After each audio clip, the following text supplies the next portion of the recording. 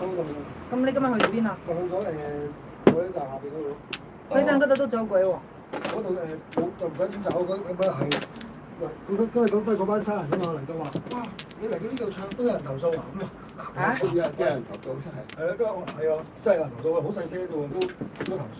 咁嗰度佢話照啊，不收你抄完之後啊，細聲啲啦，得啦好啊，得啦，我俾呢個電話你，有人再投訴你打俾我，我即刻收聲，咁跟住佢話，你整係識做啊你咁啊！你話我都係做呢行噶嘛？我唔同佢講，跟住咪俾低個電話佢，跟住咪一路唱到尾咯。